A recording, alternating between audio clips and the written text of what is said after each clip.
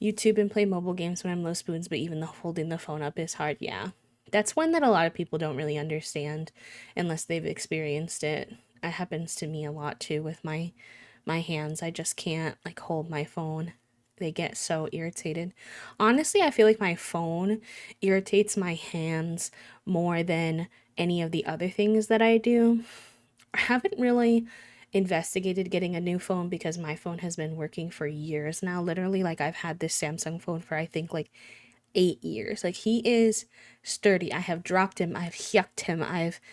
He doesn't break. Knock on wood.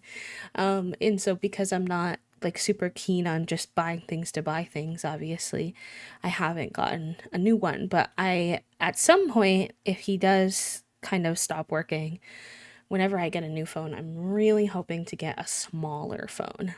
Something that, because I have, it's very strange. I'm a plus size person and my whole body kind of matches that. My feet are like an average size for a plus size person. And then my hands are tiny. They're still like chunky, it like matches my body, but size wise, they're like a bit disproportionate from my body. And so holding my phone and like stretching my fingers out to like click and hold it doesn't. And I have a pop socket on it and everything, but it just doesn't go that well. Ernesto, hello, happy Friday, welcome in. Hi friends.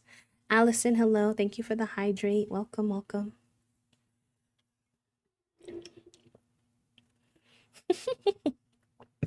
Not the appreciation of the falling iguana season. Honestly, the fall is not too bad, but the winter is definitely a bit dicey. Kathea, hello, welcome. Jax, welcome in.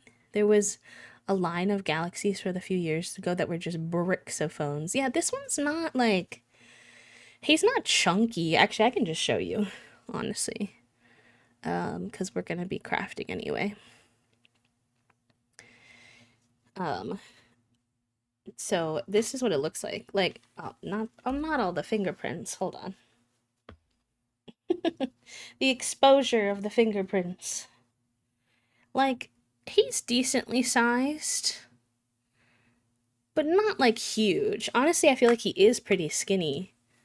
But if you see how small my thumb is, if I'm holding like the pop socket, for example, and I'm typing, anything on this side of the keyboard is like a reach, right? Unless I like double hand type. So, like, in that case, it's kind of like too big for my hands, even though it's not that big, you know? I don't know. I don't know. I've been thinking about getting the folded ones, the Samsung like folded phones. I feel like those might be nice, but we'll see. How are you today, Jex? Actually, how is everybody? How I mean, I know the week has been a little dicey for some folks. Anybody have any fun plans this weekend? Anything you're looking forward to? Let me know.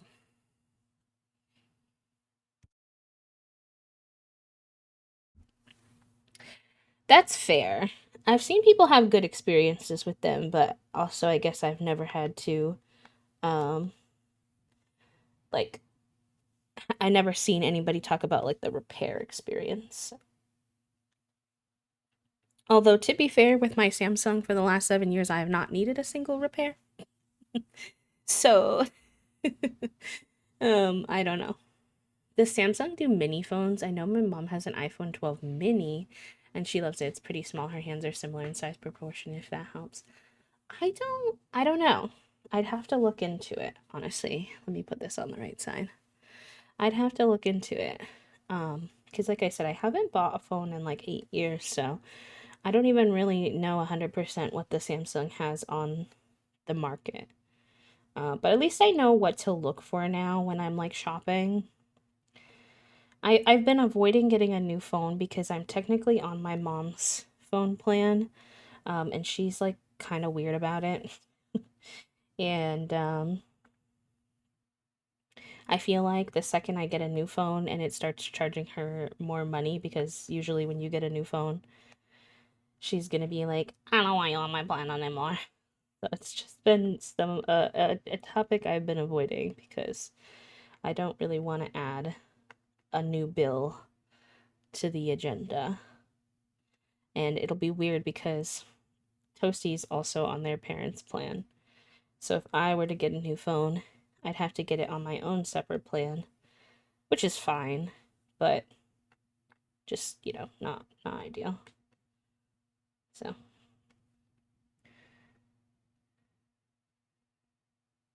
oh, a beach and a young writers conference. That sounds nice, cat lover. I love that for you. Oh, with dead pixels. Interesting. Okay, I'll have to look into how the feedback has been on the newer ones. One of my like online friends just got one and seems to love it, but they've only had it for like a little bit recently. Oh, he had to get it repaired once because he works a manual labor job and got tiny gravel in the hinge at a job site when he folded it. Okay, that makes sense. It sounds like they're not as durable. Pretty sleepy today, but I had a solid therapy session yesterday. No, not, I don't know why I added yesterday. Big oof, but good. Looking forward to a sushi party with neighbors this weekend. We plan to make sushi and play Sushi Go. Wait, I love that. Sushi Go is always a good one. That's such a cute idea. I think this weekend, besides the chores, Toasty and I want to make a stop to um, I don't know if that store is local, so I don't want to say it out loud, but like a home decor type store. Um, because we want to get some things for the house, but mostly we want to get a housewarming gift for our friends who moved nearby. So I think that's on the agenda. Also, just get out of the house. We haven't been getting out as much lately. And then I don't know from there. We talked about maybe doing a stream on Sunday. Working on our dancing figures Legos again, but I don't know what spoons we'll have since it's been a little spoonless in Seattle lately. Um, but yeah, it's a pretty chill weekend for now. Not a whole lot planned. It's been a hectic week though. Like I said, I was going to tell you all about yesterday. So, um, we are. Hello, raccoon. Welcome in. Hello, hello. I had a fun time working on how to get into Critical Role PowerPoint last night, ironically forgetting that it was in fact Critical Role night before realizing this morning I could just make a flowchart. So now I'm gonna do both because it's super fun and I learned a lot. I love that. I'm excited. I loved his little sweater. If y'all want to see the sweater, it's in the Discord.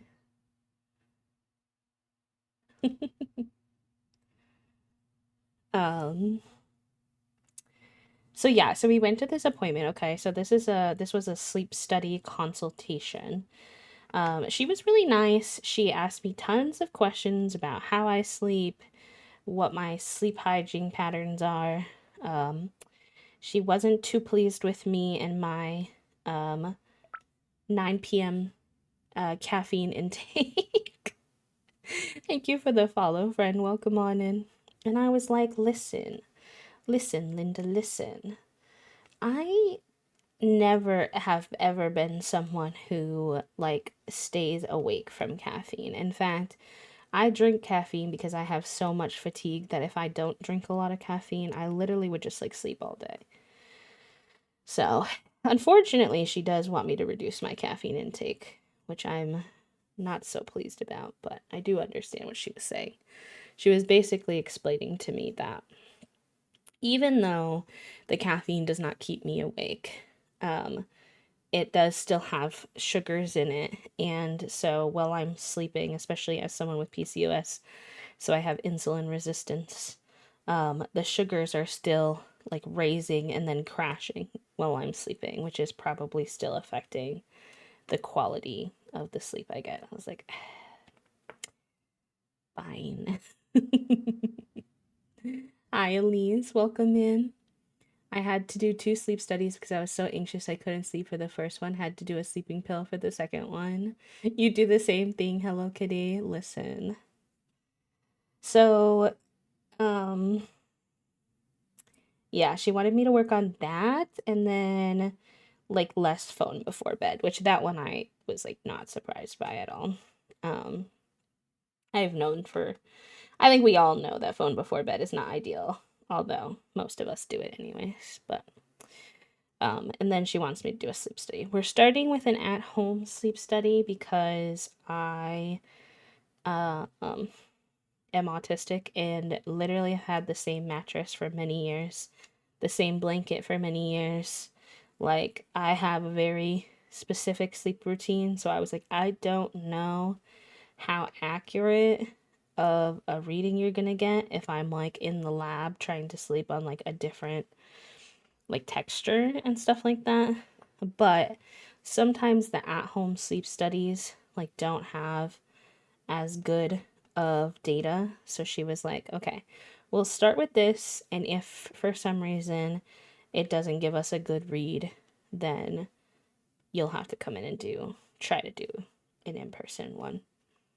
So we shall see. Her biggest suspicion right now is sleep apnea, which makes a lot of sense. Sleep apnea is pretty common for plus size folk, and um,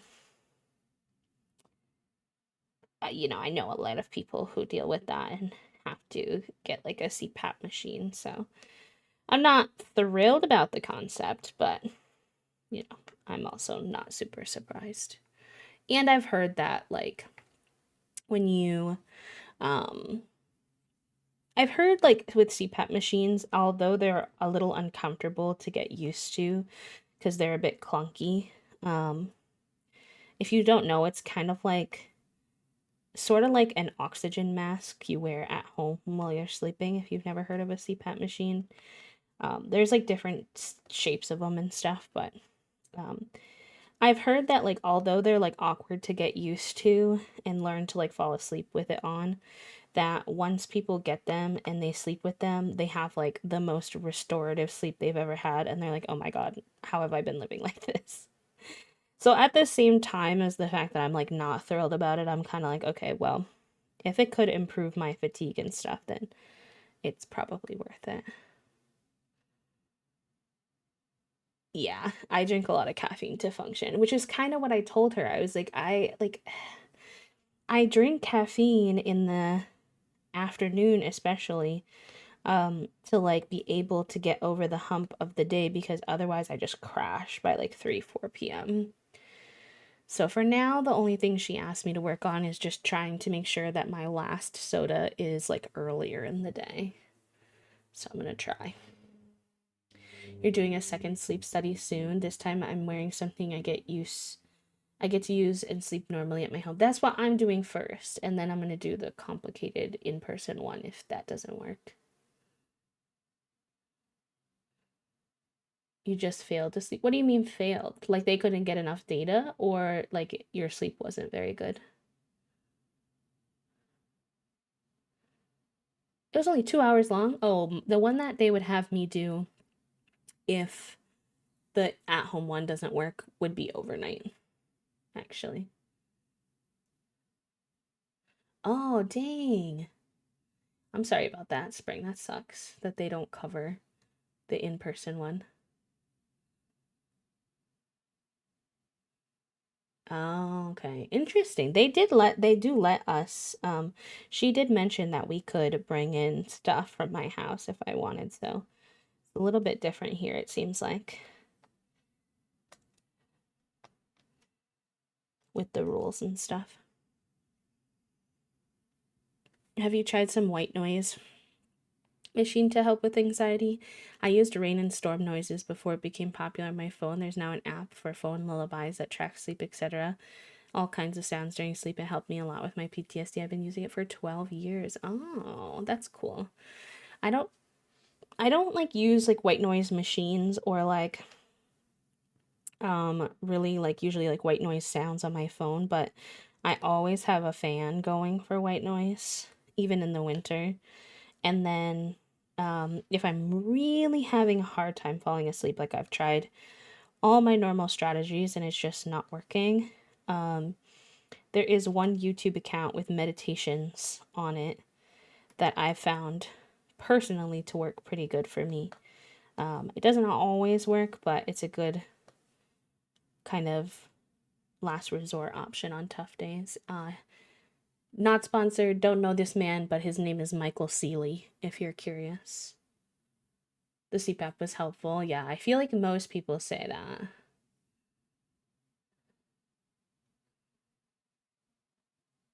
That's what most people say, at least, that they don't think they'd be able to fall asleep with it on, but it's just practice, really.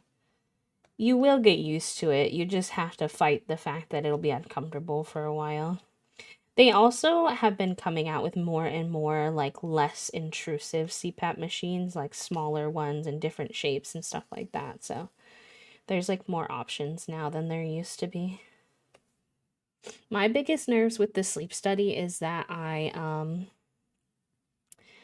feel like I might rip the little like nodes off because they stick like sticky things to you with like wires. The at-home one has a lot less wires. But I'm nervous that in my sleep I'm gonna like remove it. I tried to explain to the lady, I'm like, I am a very heavy tosser and turner. Like I pull the sheets off the bed. Sometimes like the mattress gets pulled far from the wall because I toss and turn so hard in my bed.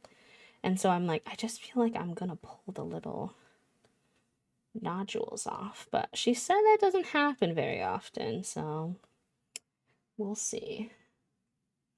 Do a sleep study too. Doctor suspects sleep apnea and found out my jaw issues are most likely from grinding my jaw in my sleep. Found this out from my ex-girlfriend. She told me I was doing it and I was like, huh? Yeah, sometimes a partner will be the best way to learn about something with your sleep, or the dentist can sometimes pick up on people who grind their teeth. Hi, Jasmine. Oh, interesting, cat lover. Yeah. Narcolepsy is it affects a lot of people pretty heavily. So, yeah, please do rest, Spring. Don't hurt your hand. Don't hurt your hand to hang out with us. Um, but the whole process, the sleep study consultation itself was fine. She was nice. Obviously, I didn't love some of the things she had to say. You know, it is what it is, though. Um, but the process of getting there, oh my gosh.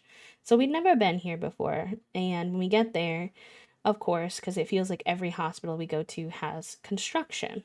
So then things are like kind of being like rerouted a little bit. So we finally find a spot to park. My appointment's at 8:45. At this point, it's already 8:40. So, if you don't know me, I am a very, very anxious human being. I am on Wellbutrin right now to try to improve that. It so far has done nothing. Which I think was made very apparent yesterday. So we'll see how that goes. But um, the so it's 8:40. So we go inside. We have to wait our turn to go through security for them to give us like little sticky badges. Hi Bader, welcome in. And then I know it's on the second floor. So I go to the second floor, but then when we turn down the second floor hallway, it only shows a sign for ambulatory surgery. And I'm like, I don't think this is where we're supposed to be. But the woman downstairs had also confirmed that we were supposed to go to the second floor, which is what I had read in my chart. So I go to walk up to like the secretary lady, or like, I don't know what the right term is. I don't mean to offend her if that's not like medical secretary at the front of the ambulatory surgery section to just ask her like, hey, is the sleep department like somewhere up here? And this woman has so much attitude. I don't know why. I think that she thought we were being like pushy, but the truth is I guess she was with another patient that she was working with. And I didn't know that because the patient had walked away towards like, so it was I'm presuming a daughter, maybe, I'm not sure what their relationship was helping her mom get checked in because her mom didn't speak English, which is totally fine. But the daughter had walked back over to the mom in the waiting room, I think to ask her some questions or update her on some things. So I didn't know she was working with anyone. It was just empty at her desk and obviously I'm also not even trying to be serviced by this department. I'm just trying to ask where to go. And she goes, I'm actually with another patient right now, so you can sit down if you want. And I was like, okay. So it is now 8:47. I'm like, okay. And I am not I'm not very casual with my time management. I have so much anxiety, so I tend to get places early, which was the intention, but obviously sometimes just you do your best, it just doesn't work out. So I'm standing there and I'm standing there and I'm standing there because this woman is helping this other patient.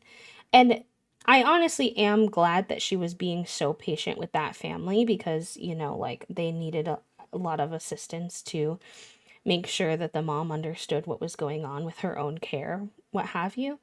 But it was just so frustrating that like she came at me with such hefty energy and I was like, I just had no idea that you were even with a patient. And also, I don't know. I don't know if this is like a societally accepted thing. Hi Shan, welcome in. I don't know if this is a societally accepted thing, but for example, in a restaurant, I find that if somebody is just asking for like, I don't know, a sauce, for example, or they need a fork or they need napkins and those things aren't like put out for the customer, then most people will just kind of cut in line to walk up to the front to ask that because they're not asking to like order. So that was kind of like what I was trying to do because I knew that this question she was just going to very quickly answer me as to where to go and then move on. It wasn't like I was going to be standing there at her front desk interrupting the session that she was having with the other person. So, anyways, I'm like sweating and anxious now because we're late, and I've heard so many horror stories of doctors being like, oh, well, you're 2 minutes late, so now you don't have an appointment. And I'm like, please, I got up so early. I drove 35 minutes. Like, I do not want to like lose this appointment. And it was totally fine. Um, it's whatever. But it Toasty says after they read me for filth, honestly, my partner says, sometimes I wonder if I have anxiety, and then we have situations like that, and I see how you are, and I'm like, never mind. And I'm like, hey, as a healthcare adjacent receptionist, it grinds my gears. Um, when others in a similar position are not friendly, welcoming, helpful, etc. Well, and what's super frustrating is that, like, there was no signage. Like, we looked around, there was not a single sign between the elevator and this whole department that you had to walk through to get to the other side to where the sleep study was. And the door frames that you have to walk through look like you're walking through something that you're not supposed to. Like there was like red striped like thing. It looks like you're going into like a surgery space or something that like patients are not supposed to be in. So it was like, I don't want to walk past and go somewhere I'm not like allowed to be either. Um, they definitely needed to put like a signage that just says like keep going past, because you have to walk through one department to get to the next department, which is very strange. I've never experienced that before. So I don't know if it's because of the construction or what, but the signage was really bad, which is weird because I feel like hospitals usually have some of the best signage to guide you like where you need to go with like arrows like every 2 seconds. So it was an experience and a half TM. If I was the receptionist in that situation, I would have seen you waiting and quickly tried to help you or say, I'm sorry, I'm with another patient right now. I'll help you as soon as I can. Yeah, what I should have done, I think, in that situation, but anxiety, is like quickly said, like, oh, I'm sorry, like I'm not trying to like see you here. I just don't know where I'm going. And maybe she would have then understood, but It is what it is. It all worked out fine in the end. I think that her tone just could have been kinder in the beginning. Because it's not like I cut those people in purpose. I had no idea that they were there, honestly. Because they weren't there when I first went up there. So, a loss. Also, I meant to tell y'all this. I think on the schedule, well, I know on the schedule said that we were duck painting today. I don't think anyone cares what craft we work on, frankly. But this like wasn't the plastic thing that protects it like wasn't sticking anymore. Because there was like too many diamonds on it, and I got very nervous that the stickiness was gonna like not work good if I kept like waiting. So I figured we'll finish this one and we'll do our duck painting next week since he's perfectly fine waiting.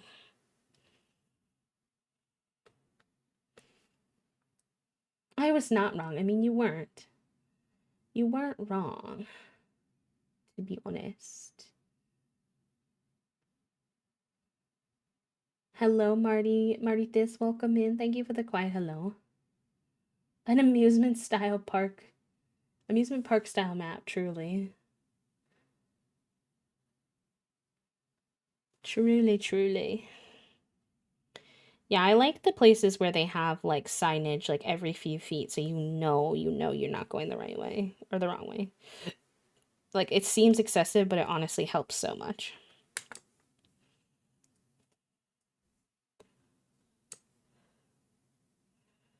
So yeah, so there was that chaos. We went to that appointment, we finished that, we went home.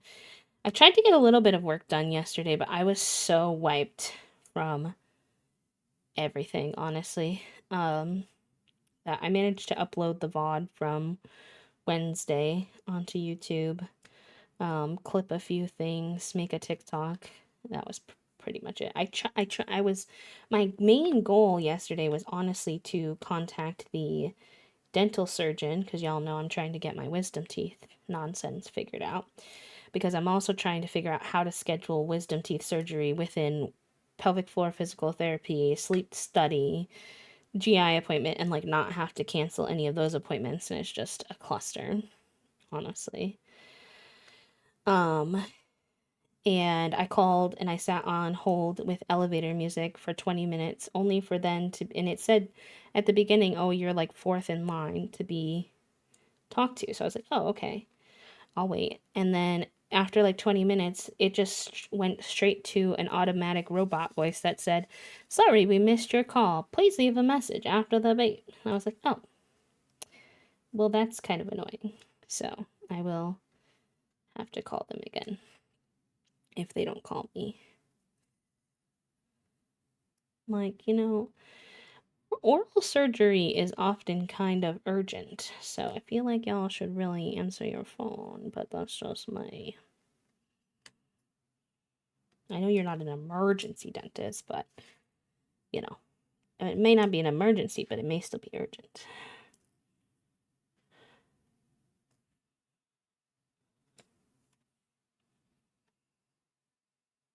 I went to one office that had not traditional signage but color-coded arrows on the floor, and every couple hundred feet the name of the department was in the arrow. Very useful. I did not have to talk to a single human. Might not work for everyone, but it worked for me. Oh, I love when I don't have to talk to a human and I can just follow the signs. Amazing. And it assuages my anxiety like so much as well. Because then I know the whole time, like, okay, I'm going the right way.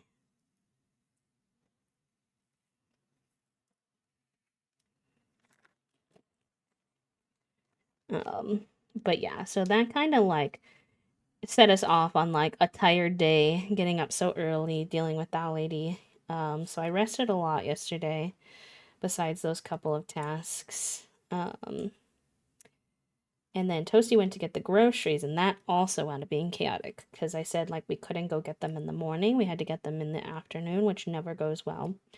Toasty even tried to set it for 4 p.m. so that it wasn't like, because our bad experience in the past had always been like 6 p.m., where they would like delay our groceries, cancel them, and it would be so busy in the pickup area at Walmart. So we were hoping 4 p.m. would be better. It was not. There were so many cars, and Tosi was saying that they thought like quite a few of them were people actually not picking up their deliveries, but people just taking up parking spaces in the delivery zone. That a separate line formed in front of the door of people waiting for cars to pull out so they could get a slot so they could get their groceries delivered. Um, so it was quite chaotic, and then they also didn't have a couple of the key things that we needed, so we'll have to pick up a couple of extras um, this weekend. But yeah, so chaotic day, but it wrapped up nicely. We watched the women's gymnastics all around competition final 2025 Worlds, um, and that was fun to see. I was very nervous watching everything just because I think I had told y'all they're in Indonesia, and the particular brand of um, equipment they're using is called a Taishan. Um, and apparently, the Taishan is not well liked by the athletes, especially the vault and floor, but honestly, all of them, because they're much like tougher. The floor is like very hard. It doesn't have a lot of bounce, and you need bounce in gymnastics. So a lot of people were really struggling during podium training and then still struggling a bit during qualifications, but it seemed like most athletes had figured out how to adapt their routines pretty well by the time of qualifications. So that was good. Um, but then the vault was also like kind of a cluster. It was like the girls were saying in order to get your block, you literally had to get it in the dead center of the vault or this one specific front edge. Otherwise, it would not work, which is very hard to precisely decide where you're going to hit the vault like that. And then also, if that's not where you're used to hitting it, then like it really throws off your whole muscle memory. And yeah, so spoilers if you don't want to hear the all around gold went to Angelina Melnikova.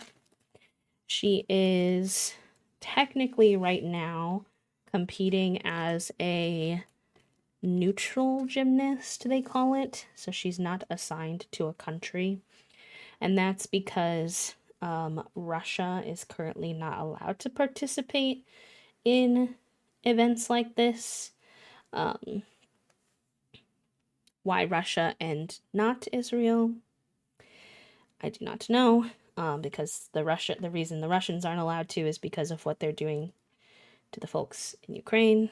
Now, granted, we all know, as I told you, that the folks in Indonesia decided single-handedly that they were not welcoming the Israeli athletes. So they, that wasn't a decision on a grander scale, but at least for this Worlds, they were not there. Which really didn't affect the women's. They don't have any like strong women's gymnasts, but it did affect the men's because there was a medalist from there who had a good chance of winning some stuff. So it was interesting. Leanne Wong, who some of you might know because she's a U.S. gymnast, got second. She got the silver, which was very contested. Hi, Crafty, welcome in. Very contested as to whether or not Leanne should have got the gold and Melnikova should have got the silver. It's really hard to say. There was some under and over scoring, as there always is in sports and gymnastics, because, it's humans scoring it. It's not a perfect system. One could argue that Leanne was overscored on her vault because she only grazed the vault with her second hand, which is technically not allowed for a chung vault. But then Melnikova stepped out with 2 feet during her floor routine and was only deducted for 1 foot, etc., etc. So it's definitely a little spicy. especially because unfortunately Leanne got silver to Melnikova at the last Worlds that they had competed at together. It's been a few years because for a while the Russian athletes weren't allowed to participate even as neutral participants. Um, so it's been a few years since anybody from Russia has been involved at all. But yeah, so Leanne was definitely trying her best to not repeat that scenario. Unfortunately, that is what happened, though. Um, Sadly, the one that Toasty and I wanted to medal, which was Kalia named Namor. She's from where is she from again? Is it Algeria? She's from Algeria. She wanted to win the first ever world's medal from an African country, and she's really talented, especially on bars. She has absolutely wild bars. But sadly, she got fourth, so just out of contention for a medal. She unfortunately had a fall on both beam and vault. I can't remember, but yeah, sadly she was right there, but not quite. And then I forget the Chinese girl's name, but she won third, which was not surprising. She did very well. We watched the vault finals this morning, and oh my gosh, the vault finals were chaotic, y'all. So, for some background, again, these are also spoilers, so if you don't want spoilers for the gymnastics, then I would say come back in like 5 minutes or so. But the situation with the vault, very interesting. Obviously, the vault not well liked by the athletes, as I mentioned. But there was a Chinese gymnast who was there solely as a vault specialist, which is very interesting if you know China's history. China really struggles on vault. They are incredible bar workers and quite good on beam and floor as well. But they have always struggled at the power that vault requires. So this girl that they brought this year was a vault specialist. And so it was really the first time in a very long time that China had any chance of contention for a vault medal. And because she's a vault specialist, Worlds is pretty much the only logical space to bring her. They're not really going to probably bring her to the Olympics because she can't really do the other gymnastics very well, the other apparatuses. And so, and she had the highest difficulty vault. Oh, shoot. I don't want to spill these again, which I did last time. Hold on. Her and Melnikova, who I'd mentioned won the all-around, had the highest difficulty vaults that they had, like, said they were going to do for the competition. So she was really geared up to win a medal for China on vault for the first time. However, as I said, the equipment was not very good, and when she went to do her vault, she was first. And she went to do her vault, and unfortunately, I think her run or something was just like not correct, and she knew it wouldn't be safe to try to complete the vault. Which is good. It's very wise of her to choose to protect herself, but she balked her vault, which is when they essentially just like don't try to do it. She hopped over the vault like equipment, and that does mean that she was out of contention because she essentially like wasn't able, like her first vault was nothing. And she was really upset. She was crying, and I think because she was very upset and because it probably wasn't going to be safe, and there was not really any point anyway because there was no chance that she could get the vault like medal. They pulled her completely. She didn't do her second vault either. So that was a really sad way to like start the vault finals. Um, Jocelyn Robertson did surprisingly well on her vault, better than she was doing in qualifications or practice. So happy for her. She was able to secure a bronze medal. And then Melnikova, because she was the only one other than the Chinese gymnast who had that level of difficulty to begin with, scored the gold. So she now has the gold in um, um, all around and vault. We haven't watched the bars or beam finals yet. I think beam and floor are tomorrow actually, so I don't think they're available yet. But um, so we'll see. She is dominating. I have nothing against Melnikova. It does feel like she's being overscored though across the entire meet a little bit. Not aggressively so, but definitely a little bit. So that's interesting. But we'll see. We'll see how it all goes down. Yeah, it was quite sad. She would have had to run past the table without touching the springboard as well. Oh, okay. That makes sense. She actually wasn't the only gymnast to balk her vault that day either. There was another gymnast later in the session who did as well. Unfortunately. And then second place silver went to Leah Monica Fontaine from Canada. So that was nice to see. I wanted her to get first, but alas, that's how I wanted the Chinese girl to get first because it was a cool story, but after that was obviously not going to be an option then. But all around, it's been interesting so far. I always love when gymnastics season comes back around. I miss it when it's in a lull, as you would.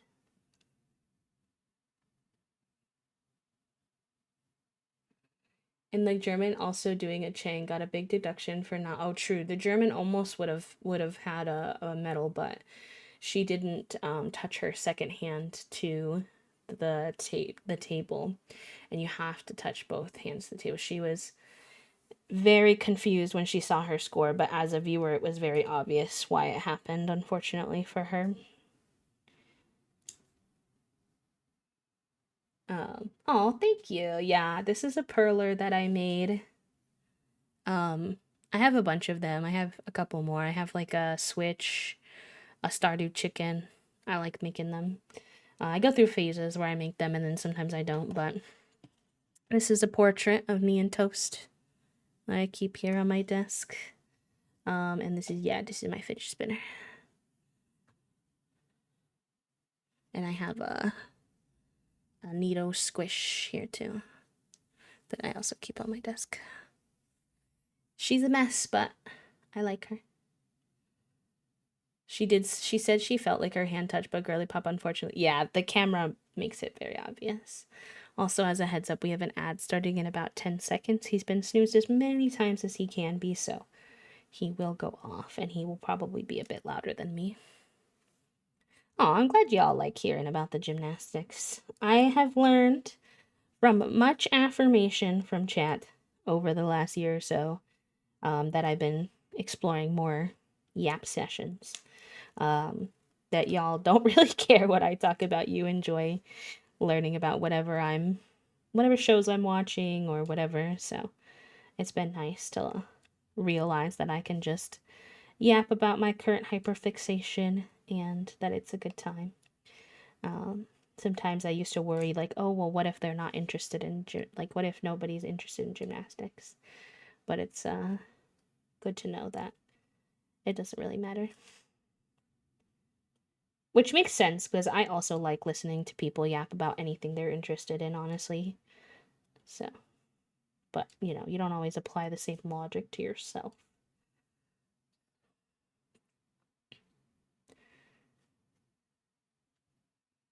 I need more fidgets. For my desk, to be honest, I broke 2 pens. I need to go get out some desk dice. Oh no. Hi, Aloe. Welcome in. I'm working on my Christmas list for Toast Mom. And I just put a fidget on there last night. They're like the little magnetic balls that like twist around each other for I don't know, lack of a better description. Hopefully someone will know what I mean.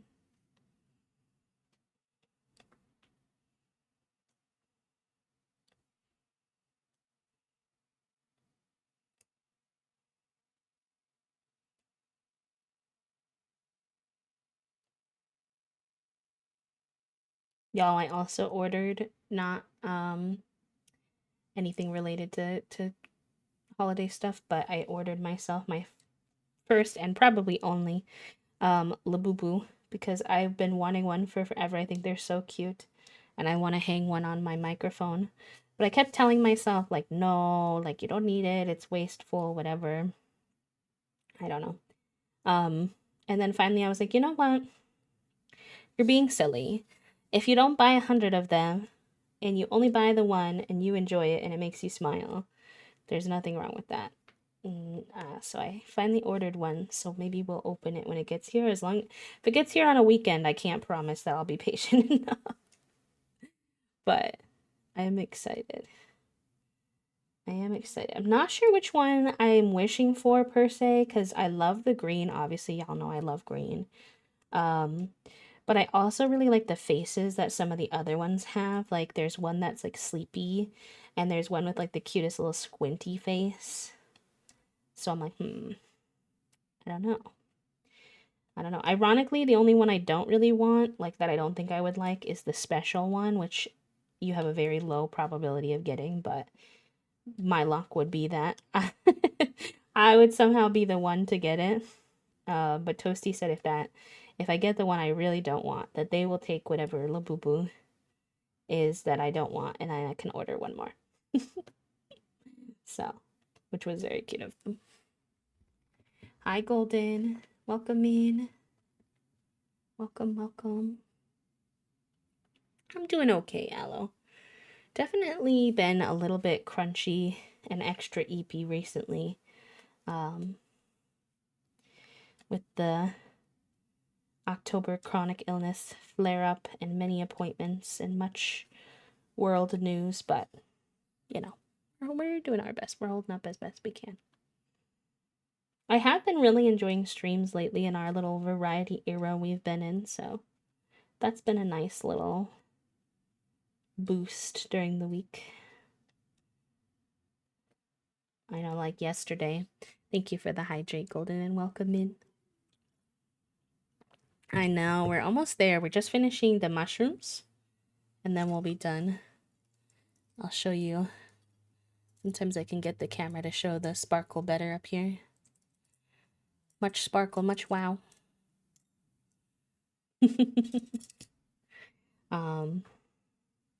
Yesterday was very I guess big, talkative, I don't know what the word is. Heavy, dramatic day in the Sims community. For good reason, but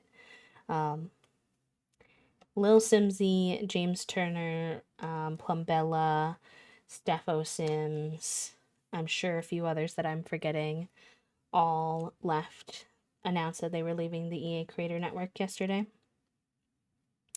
I'm assuming, I have not spoken to these people, okay, so I don't know. But I'm assuming that was maybe a coordinated effort. I have doubts in my mind that they just somehow all decided on the exact same day, around the exact same time. James Turner and Lil Simsy have shared that they still intend to play, at least as of right now, and they can all change their mind. There's a lot we still don't know. But they will probably still play The Sims, at least for now, but they're both introducing some variety to their channels. So that's interesting, exciting. I am grateful to see those bigger creators do that because when they do it, it has a much bigger impact. It adds a lot of pressure to the company because, frankly, all of those creators have millions of followers that the Sims team really leverages and utilizes to promote their game. So that's really cool of them.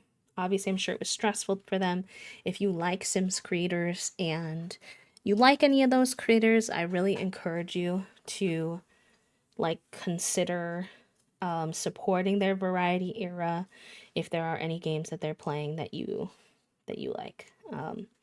It makes it a lot harder on creators to make those decisions when you're obviously not obligated. I don't want anyone to feel forced, but if you have the bandwidth and you're interested, I think that can be a really cool thing to do for them right now while they made that hard decision. Lil Simsy starting a YouTube specific island in Animal Crossing. Seems like quite a few people are choosing Animal Crossing as one of the resurgence games. I would just like to say I started playing Animal Crossing before all these news came out. Not to be that person, but I'm just saying I was not following a trend. I just wanted to play Animal Crossing. But now a lot of people are playing, which is fun. I'm happy to see a resurgence. I'm really enjoying Animal Crossing content right now, so it's like perfect timing. I've been consuming a lot of Animal Crossing content on my own, anyways. So I'm like, sweet. Yeah, she did a great job. And she also mentioned it was funny. She goes, "People keep asking me if I'm gonna change my name, but y'all, my name is literally my name. Like, my name is Kayla Sims. I was born with that name. I know it's kind of ironic and people like associate it with the game now, but like I'm not gonna change my name because that's my actual name." She's like, "I've been called like Little Simsy is a childhood nickname. Like it's not from The Sims. So no, I will. I that's I'm not changing my name. You know what? That's fair. Um, but um, it sparked a lot of discussion, and I will say, I think that this is a very nuanced topic, and so I really encourage folks to try to give grace to people. And listen and hear them out because everyone is in a different position. There's a reason why all of those bigger creators said, please don't go harass folks who might be making a different decision. And this is the thing with it, like somebody like those creators, they make enough money where choosing to do something like shifting their content a bit, especially now that they have like advance warning between now and April 2026 when the deal will go through if it does, is like not going to or less likely to detrimentally like hurt them financially. However, medium-sized creators who still rely on the content creation for an income for their family, who only make Sims content, it's not as easy to make that transition. And I'm not even talking about myself. I would consider myself a, small to medium-sized creator, but I think that I've gone through enough different eras in my content creation journey, eras where I did Sims only, eras where I did variety, that me switching to variety didn't hurt me as much. Also, to be honest and transparent and vulnerable, my numbers were not doing that good on Twitch this summer anyway, as were most people's because of the whole lurker Twitch nonsense. So, if there was ever a time for me to explore, I was kind of like, whatever. Now is probably that time. But also, my position is really complicated. I do this work because I'm disabled, because it's accessible to me. I can make my own schedule. I can call in sick, so to speak, as much as I need to. I can flex hours to be able to go to appointments. So that's why I do this. I don't make a livable wage off of content creation, which I try to be transparent about because sometimes people look at my situation and they think like, "Oh, I really want to be a full-time content creator. I wonder how someone of B size does that." Like I do it by not making a full-time wage by any means. And the reason I'm able to do it is just basically because if I were to do regular work, I would lose my health insurance. My health insurance is very necessary for me because of how many specialist appointments that I have to do. So, long-winded way to say that for me, it's kind of a different situation because, Toasty is the main breadwinner of our house to begin with. Other people actually like rely heavily. We still need the money that I make, to be clear. We are like on food stamps and like, I would be on disability benefits if my diagnosis process was further along, or at least attempting to access that kind of thing. Like, we still need income from me, but I don't need, like, our bills are not gonna go unpaid if I make slightly less for a little bit, if that makes sense. We have some flexibility within that, whereas others sometimes don't have that flexibility, that their family, their kids, like actually rely on them making a steady amount of income from content creation, and that will dip significantly if they go straight from full sims to nothing. We can say all we want in the world, that like you ideally should support a creator for who they are and not just the game, but that's frankly not always very true, right? Like, it's just not. And The Sims in particular is a rough one because The Sims is really niche. It is there are a lot of people who play The Sims who consider themselves a simmer, but they don't consider themselves a gamer. They don't play any other games. They just play The Sims, and they've been playing The Sims for years. Also, let's say something similar happened to someone who, let's say Stardew. It wouldn't because it's a single indie developer. But okay, let's say Stardew was in this position. There are other farming sims that those content creators could go play, which is the same genre. So it's a lot easier of a transition. It's not perfect by any means, but there is no other life sim games other than Inzoi, which uses generative AI. So isn't really a viable option to a lot of simmers.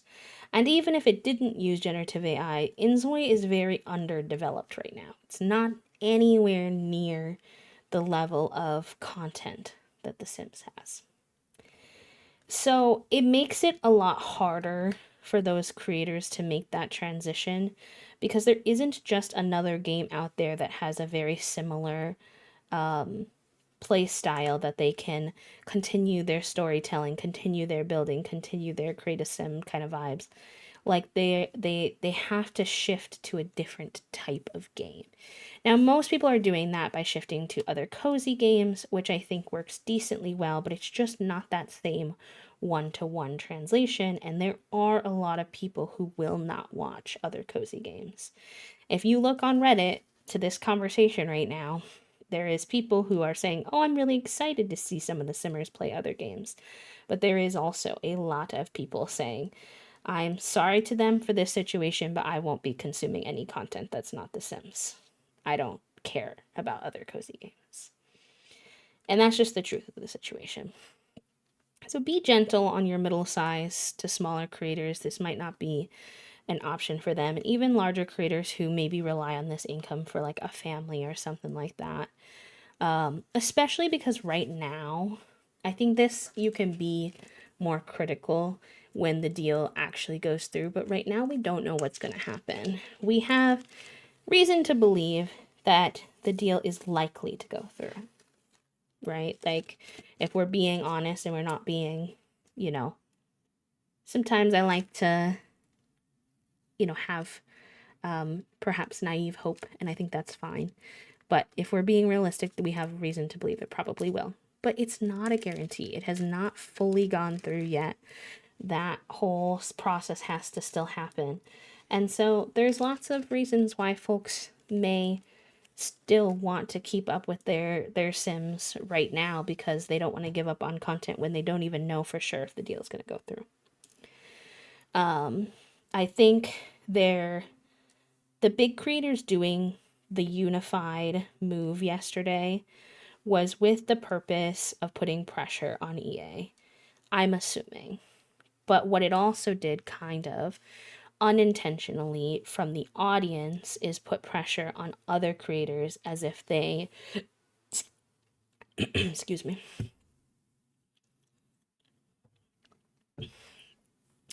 as if they are somehow like morally corrupt if they don't leave the EA Creator Network. And here's the thing, y'all. It's a bit early for that. Personally, I think. Because we don't know what's going to happen. Do I think that once that deal goes through, then I'm going to have some concern for people who stick around and support the company? Absolutely. But we're not there yet. And the other thing I saw someone point out, which I think is important to recognize, and this is just, Sims is my hyperfixation or my special interest, y'all. So, like, I could yap about this forever. So, forgive me for my rambles. But, another thing that a medium-sized creator that I follow pointed out was leaving the creator program, let's say Little Simsy as an example, just because she was like the first one I saw yesterday. If the sale doesn't go through, let's say, I don't know, Maxis is sold off, or something like that, or it just gets canceled, because I do have an update for y'all on one thing in a minute.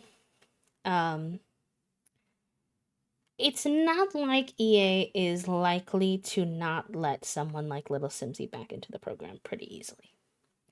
If the deal doesn't go through and, she decides to then revert back to focusing on The Sims, or even if she mixes variety in there, but she's still playing The Sims and covering The Sims, it's very likely that if she reaches out and says, I would be interested in joining again, that they will probably let her. Small to medium-sized creators that they're not as familiar with may not have that same luxury. So a lot of them don't want to burn that bridge with the Sims team itself until we have more firm information, which I think is fair. So something to consider as well. There is one thing that I learned yesterday that is a piece of hope in all of this, perhaps, and that is that there are two Congress people, two senators, and that is Elizabeth Warren and Richard Blumenthal, have put forward a letter to, I might be saying the logistics of this wrong, but to Congress, I believe, basically expressing concern about the buyout. Their concern is from a data privacy perspective. I have mixed feelings about that because we just went through the whole nonsense with TikTok being sold and them wanting everything to be based in America, and it's a little,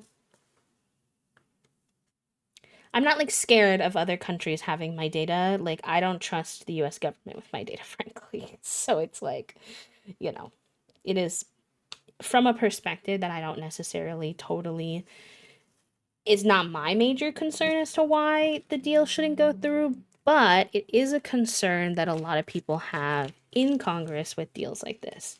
The concern is essentially, should we be allowing what is the conflict of interest, and should we be allowing one of our biggest entertainment media companies to be run by another country and to have that country have a bunch of our data as consumers?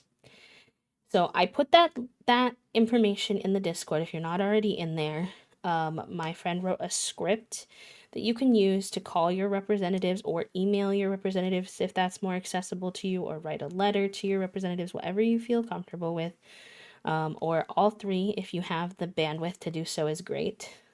Or let me see what's the number is. You can also, we set up a resist bot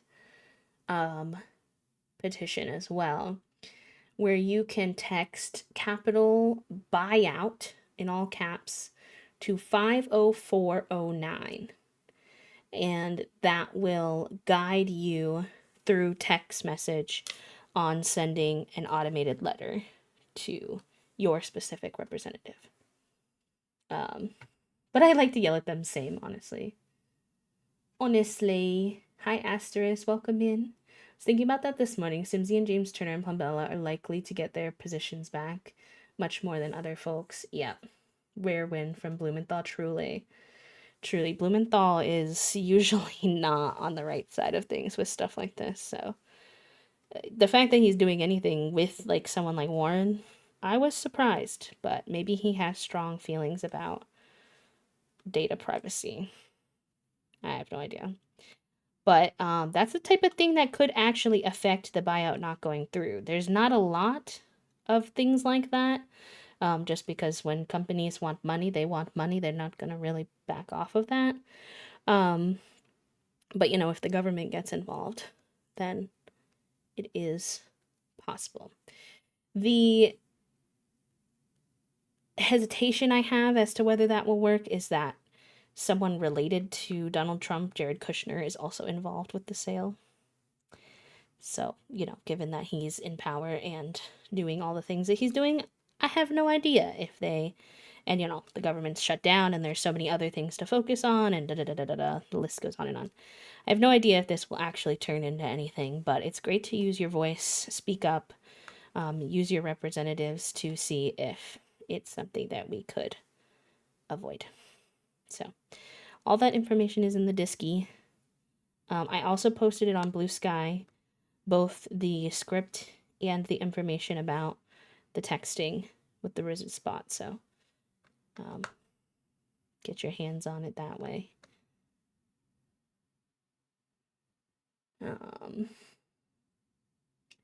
Yeah, I would say probably just the petition for now. If you have social media boosting the petition to other people, boosting the information about contacting their reps too, if you have any American followers, can be good. Supporting the creators as they navigate all of the transitions, etc. But yeah, so there's a couple of things you can do to use your voice. No idea if they will work, but the more of us who do it, the more likely of a shot that we have. So I figured I would spread the word, encourage y'all to spread the word. You may not have a big platform, but one more person signing it is one more person signing it. Or one more person contacting their reps is one more person contacting their reps. It adds up over time. Hi, son. Welcome in. Thank you for doing your daily click, friend. Thank you. Thank you. On a Friday is my favorite little hobby. Relatable content. I have so many emails from my representatives, and it's so funny because it's just the same stock email back no matter what you write them about. And I think it's because they probably get such a mass amount of contacts, and then I think someone sifts, if they're doing it appropriately, I think someone on their staff sifts through and gives them updates on what topics are being brought forward and how many people are mentioning it, etc., etc. But I have the same stock email from my representatives, probably 20 of them in my inbox or more over the last year.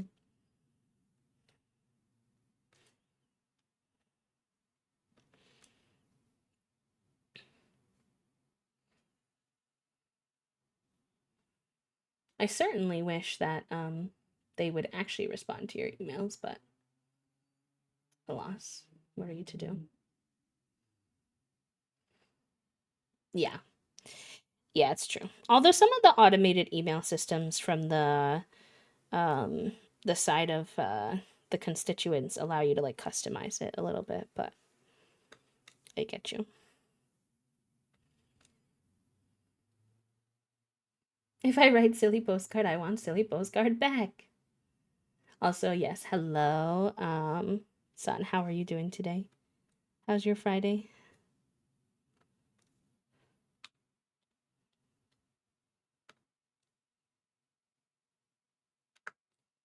And also, the person who made the script, by the way, has said to me that they want that pushed far and wide to help people. So don't hesitate to share it with people to encourage them as well. Same with the resist bot text nonsense. You can share that. Aw, thank you, M. Hello. Oh my god, M's here, which reminds me that we haven't checked the brain cell. Oh, well, that works. That makes sense. That's funny. Hi, Mila. The bot said, well, if M is the reminder for the brain cell, I guess I will give them the brain cell. Printing the message and mailing it and doing that forces them to pay upon receipt. But I feel like the second part might get me in trouble. Fair enough. Fair enough. ResistBot has options for them sending a letter on your behalf to your representatives, but that does cost money, but the email is free, so some considerations for folks.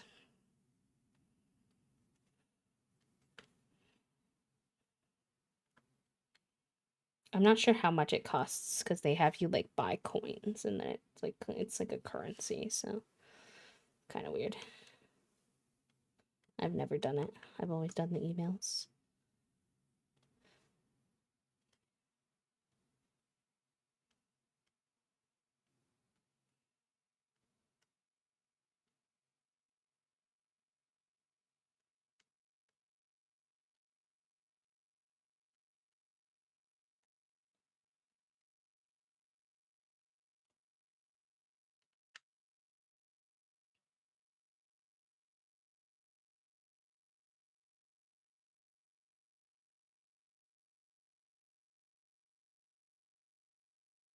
You have become the reminder for the brain cell. Listen, at least you get to have the brain cell this time. I manually emailed them from my semi-professional email that's associated with my former company that did things for government contracts. I was feeling spicy. I love that for you. Listen, it's not like our government is playing by the rules right now, so I don't think you have to either. I think you get to be a little spicy.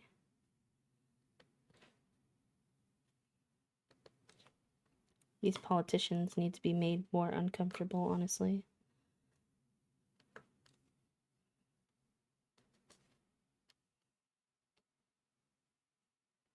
So that they don't think they can keep getting away with not doing anything that their constituents ask of them.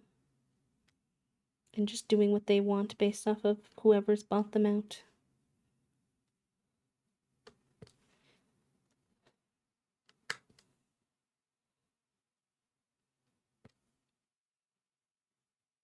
A little spice on your Friday. Approved. Approved. Oh, I get to be a dinosaur gender today. Interesting. I don't know if I have a favorite dinosaur. Like a specific one.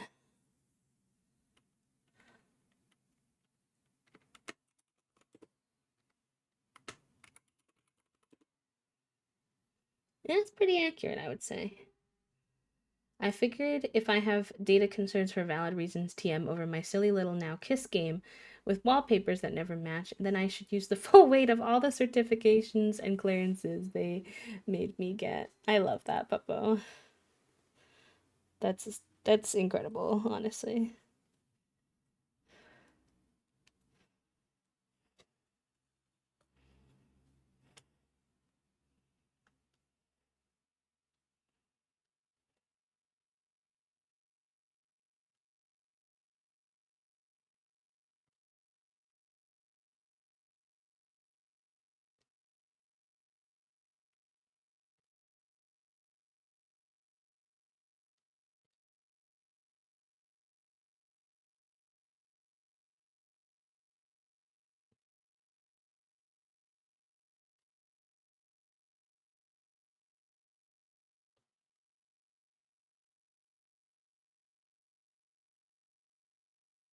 Yeah, I still don't have a button yet either.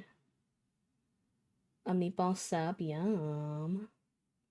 Yum yum.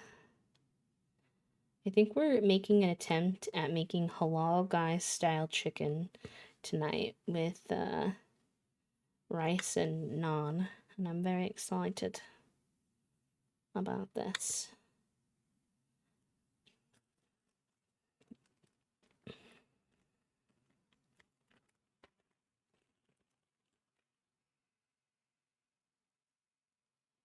We were originally gonna have a pasta that we had put on the grocery list, but we ordered pasta for dinner last night, so I was like, maybe we should swap some stuff around.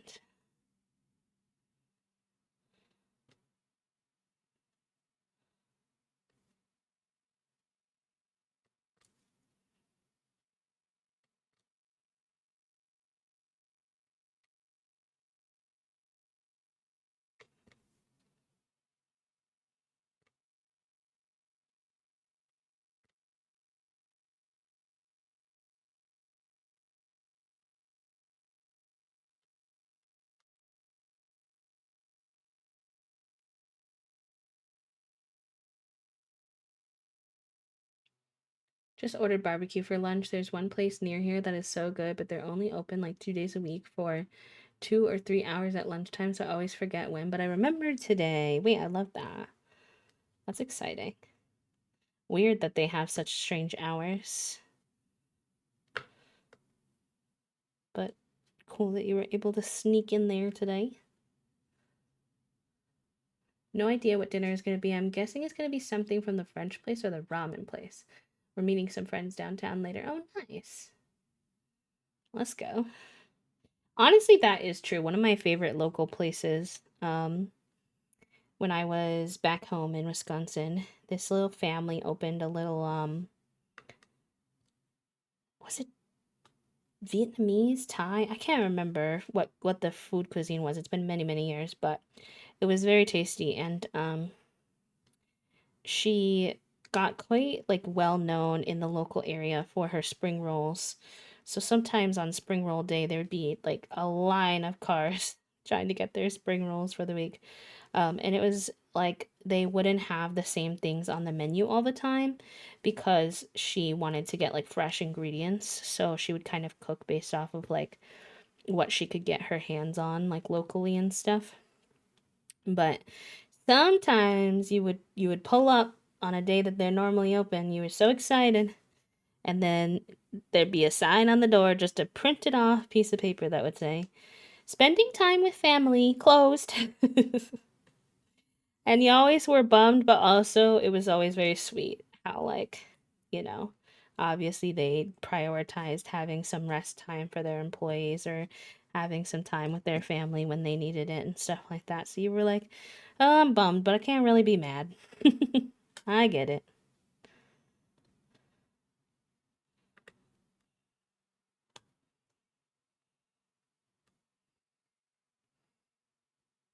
I found out the little cafe that I like to work at is going to be closing because the owner sucks and won't sell to any of the people offering and won't go to therapy. Thought about this because their hours have gotten increasingly weird lately.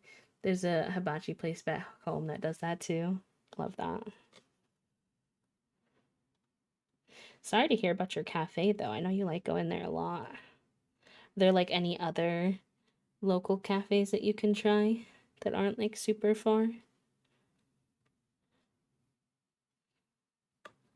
Obviously an adjustment, but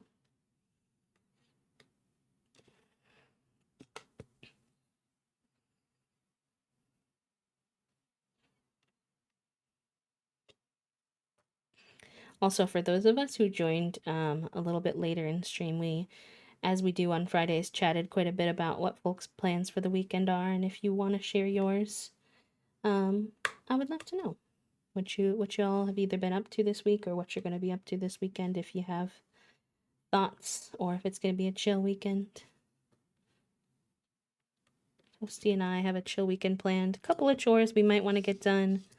Um, some gymnastics to watch. Perhaps some Legos to do.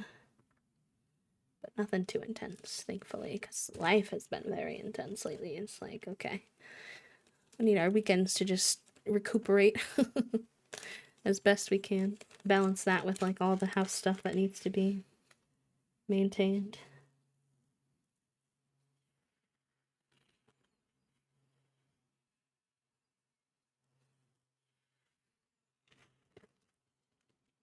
The Chinese place I grew up with would take off 6 weeks in the summer to go spend time with family, get new plants and veggies, and keep everything fresh. I used to time their return. Finn liked his teddy bear sweater, but I think he loves his art dad sweater. He's stretched out and snoring. Cute. Figu was being very cute yesterday when we were watching the gymnastics. I've kind of finally, like when he first got him, he was not interested at all. He always wanted to either sleep with which what we call being like a sweater, where he like wants to get up on your chest and basically like lay on your neck, which is like not very comfortable. Between your legs, which I also don't always love because I'm kind of a shaker and a mover with chronic pain, or like on your chest. If you're lucky, he'll choose that over sweater time when you're laying down.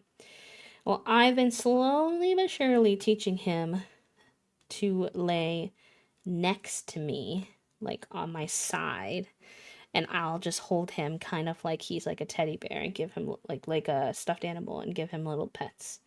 And it's much better for me and my movement, and he seems to have grown fond of it as well. So yesterday he comes up on the couch and he's trying to lay between my legs and it's just not working. He's not finding a comfortable position. So I picked him up and I tossed him kind of like not quite like over my shoulder, but like kind of resting over my arm, and held him like he was a little guy, and he fell asleep there. And y'all, he fell asleep for like must have been an hour before I was finally like, okay, buddy, I need my arm back.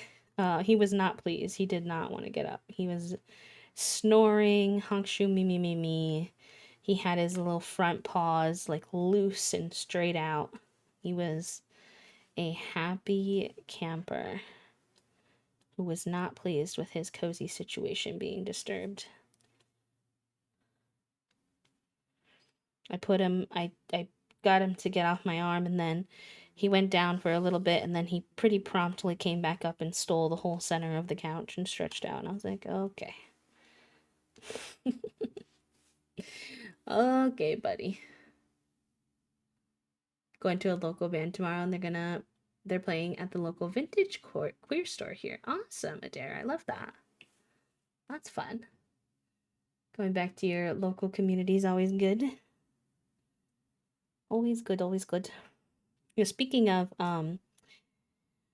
we were talking a little bit on Wednesday about like the ramifications and what might happen with the government shutdown, and how in November some folks, honestly a lot of folks might not be getting their SNAP benefits, which is like, if you don't know, like food stamps to be able to afford food. And because of that, there's going to be like a big uptick in need at like food pantries, and a lot of them are already struggling to meet the need. And I say this to once again encourage folks to, do what they can to contribute to their community during this time, because there's going to be a lot of folks that need help. So whether that's volunteering, dropping off some food that you don't need, some non-perishables. But I did watch a video this morning, and it was a food pantry worker, and she said, in case you are someone with means to do so and you're wondering like what is the most helpful, most efficient way to help, always mutual aid is great, especially if you can help someone specifically individually. But in terms of helping like if you want to help a local food pantry, they mentioned that a lot of people think the best thing is to take their money and then go to the store and then buy a bunch of non-perishables and bring that. But she said actually donating that money to your local pantry is better if you can, if you have the means, because they have access to stores where they can buy things more in bulk, and they can essentially stretch the dollar that you might only be able to get a dollar's worth out, but they might be able to get like $3-4 worth of food out of it because of what they have access to. I know not everyone has money. I know there's a lot of pushes for folks needing donations and organizations needing donations and all that kind of stuff. So if you don't have the money, like, please don't feel pressured or stressed or anything like that. But it's just for folks who are like, I want to help in the most effective way possible. It seems like financial donations directly to the pantries themselves is the most effective way to help the most people. If you can't financially donate, the food is a great second option, or volunteering your time is another great option if any of those are viable for you.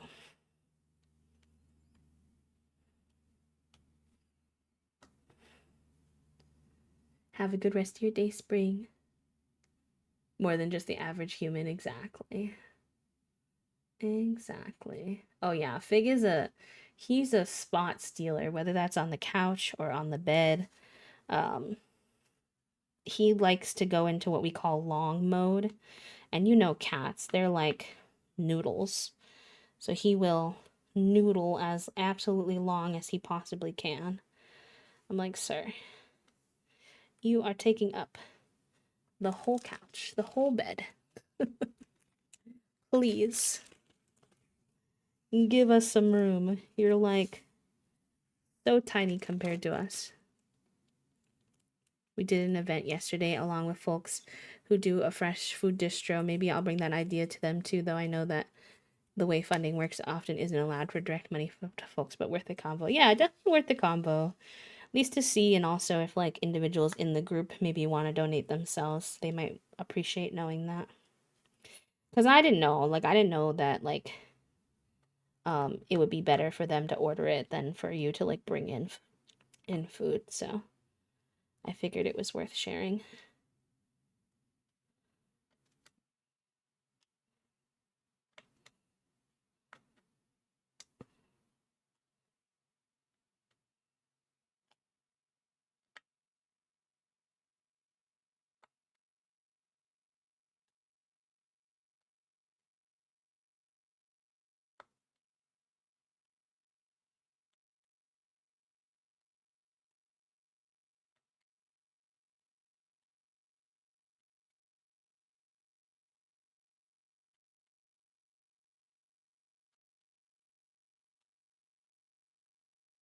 What happened to our music? Is this song just really quiet?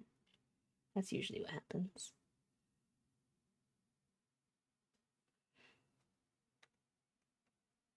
Oh yeah, this song is just very quiet. I'll go to the next one.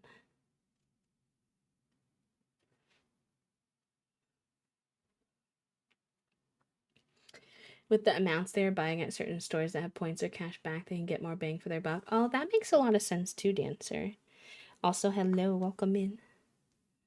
Do you think they have some kind of non-perishable ordering system that they do separately? Yeah, they order from like bigger organizations that allow them to have it at like a more discounted rate, which is how they're able to like stretch that dollar more than you could at the store.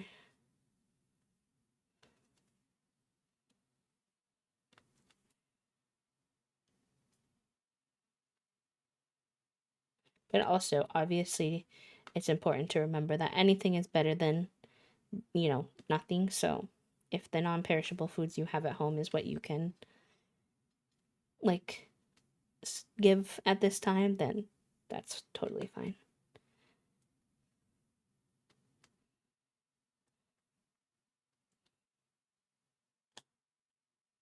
Last two. 1 and 2. Voila. He is complete. Beautiful.